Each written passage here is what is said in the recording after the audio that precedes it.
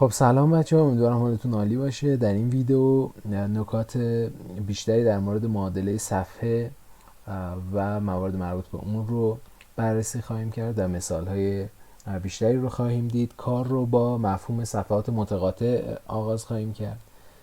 هر خانواده از صفحات متقاطع در یک خط راست رو اینجا یک دسته صفحه نامگذاری میکنیم.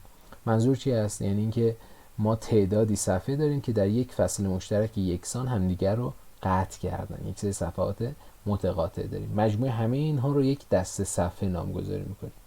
مطلوب ما این هستش که یک معادله پیدا بکنیم برای کل این دسته از صفحات که به ازای یک مثلا مقدار یا پارامتر خاص هر کدوم از این صفحات مورد نظر ما رو تعیین بکنه. یعنی با داشتن یک معادله برای کل این صفحات بتونیم به هر صفحه مورد نظر و مطلوبمون دسترسی داشته باشیم. خب نکته ای که هست اینه که هر دسته صفحه با دو صفحه غیر موازی در اون صفحه تعیین میشه. یعنی چی؟ یعنی من اگر که دو صفحه غیر موازی در یک دسته صفحه داشته باشم، همه صفحات دیگر رو میتونم تعیین بکنم. خب فرض کنیم معادله این دو تا صفحه غیر موازی که ذکر شد به این صورت باشه، یعنی n1 x به اضافه n2 y به اضافه n3 z مساوی r1 و اون یکی معادله هم عبارت باشه از m1 x به اضافه m2 y به اضافه m3 z مساوی r2. خب به ازای هر لامدا معادل صفحه های متعلق به این دسته همه دیگر صفحه های در این دسته با استفاده از این در حقیقت دوتا معادل صفحه به دست خواهد اومد و به این شکل هم به دست میاد. یعنی با استفاده از این رابطه‌ای که اینجا داخل کادر نوشته شده. مثلا اگر لامدا رو بذارید برابر 0، همین صفحه اولمون به ما داده میشه.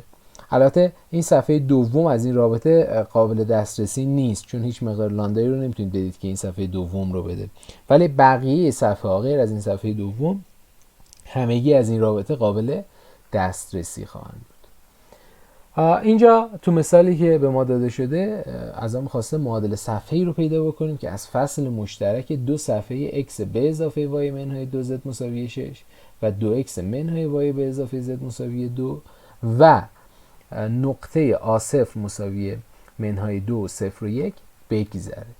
یعنی من باید صفحه‌ای رو پیدا بکنم که در داخل دسته صفحه شامل این دوتا صفحه داده شده قرار داره. از فصل مشترک این دوتا صفحه میگذره، یعنی فصل مشترک این صفحه خواسته شده و این دو صفحه داده شده باید یکسان باشن، همشون داخل یک دسته صفحه قرار دارن. خب ما میتونیم با دو تا صفحه داده شده از یک دسته صفحه یه معادله کلی بسازیم. معادله کلیمون به این شکل در میاد.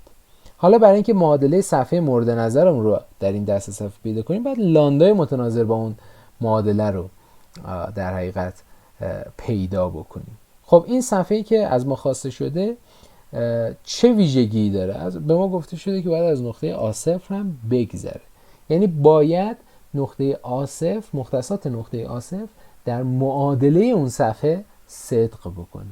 خب اگر A0 رو اینجا جایگذاری بکنیم به یک معادله تک مجهولی میرسیم که از اون لاندا برابر -2 خواهد شد.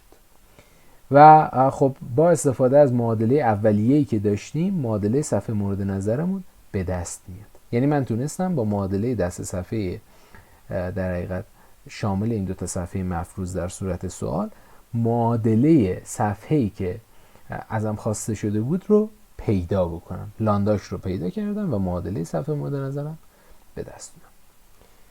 تو مثال بعدی از ما خواسته شده که معادله صفحه‌ای رو بنویسیم که بر صفحه داده شده P که عبارت است از x به اضافه y منهای 2z مساوی 1 عمود باشه و از محل تقاطع دو صفحه x منهای z مساوی 1 و y به اضافه 2z مساوی 3 بگذره. یعنی چی؟ یعنی باید فصل اشتراک صفحه خواسته شده با این دوتا صفحه‌ای که داده شده یکسان باشه، یعنی در دسته صفحه شامل این دوتا صفحه قرار داشته باشه. خب کاری که میکنیم چی هست؟ اینه که میایم معادل صفحه متعلق به دست صفحه‌ای که از دو صفحه داده شده میگذرند رو مینویسیم. به ازای لانده های مختلف صفحه های مختلفی موجود دارن. یکی از این صفحه های موجود در این رابطه همون صفحه ای هستش که ما میخوایم. اون صفحه ای که ما میخوایم باید بر صفحه پی عمود باشه. یعنی چی؟ یعنی بردار نرمال صفحه ای که ما میخوایم باید بر بردار نرمال پی عمود باشه. خب بردار نرمال صفحه ای که در حقیقت مورد نظر ما هست از اینجا به دست میاد. ما لاندا رو نمیدونیم چی هست، ولی میدونیم ان لاندا برابر است با 1 لاندا و 2 لاندا منهای 1. کافیه که این رابطه رو یکم ساده تر بنویسیم. خب پس n لاندا باید در n پی که پی در صورت سوال داده شده عمود باشه. یعنی صفحه مورد نظرمون علاوه بر این که باید در این دسته صفحه شامل 2 صفحه داده شده قرار داشته باشه، باید بر صفحه پی هم عمود باشه. خب یعنی چی؟ یعنی n لاندا دات n پی برابر 0 باشه.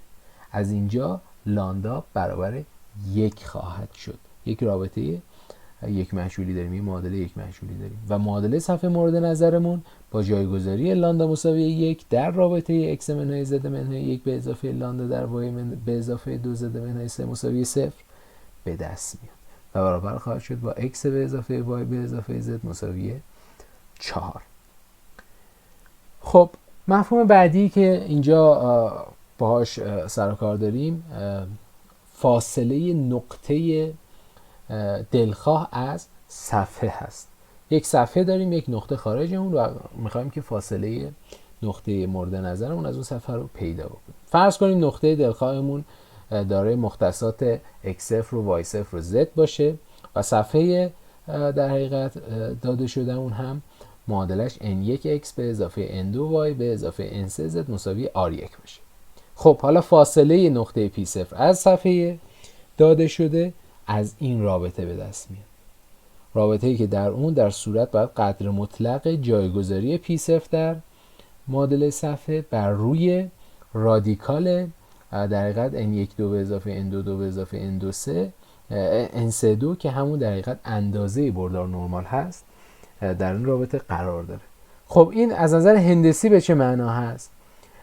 اگر مثلا p0 نقطه‌مون باشه ما در حقیقت باید نقطه‌ای در صفحه رو پیدا بکنیم که خطی که از نقطه p0 میگذره و نقطه موجود در صفحه رو قطع میکنه عمود باشه بر صفحه p، موازی این بردار n مون باشه.